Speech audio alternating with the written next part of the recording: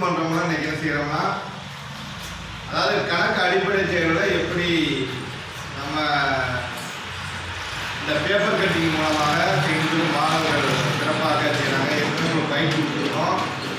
எல்லாருக்கும் திறமை இருக்குது. என்ன செய்யலாம், நீங்கள் அதை என்ன செய்யலாம், எல்லாம் மனசுக்குள்ளே வச்சிருக்கீங்க.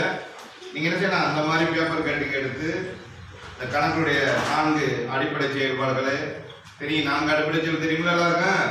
கூட்டல், கழித்தல், பெருக்கல், வகுத்தல், இவற்றை அன்றாட வாழ்க்கையில் என்ன நீங்கள் எப்படி பயன்படுத்தலாம் என்பதை மாணவர்கள் தெளிவாக செய்கிறாங்க. இதை பாருங்க. சரியா?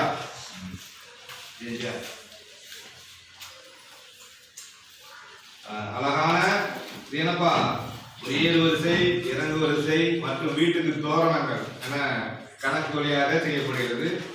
அதுக்கடுத்து மாணவன் அவரும் அழகா அந்த இது என்ன டிசைன்னா தெரியும். இதுவும் பேப்பர் கட்டிங்கன்னா கூட்டல், கழித்தல், வரிசை எழுதி நம்ம செய்யலாம். அடுத்து எல்லாருமே அந்த டிசைன் தான் செய்ய. நாளைக்கு மற்ற டிசைன் செய்யலாம் வேற. சரியா?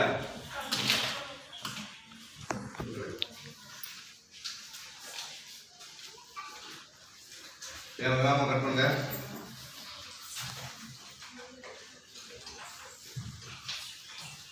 பண்ணிட்டா 1 2 3 நாளைக்கு மற்றவங்க என்ன செய்யலாம், அந்த நம்ம கணக்குள்ள சம்பந்தமா அதை செய்யலாம். வேமாட்டியாச்சா? வேமாட்டு வினமட்டு மற்றவங்க அப்புறம் எடுக்கலாம். ஓகேயா?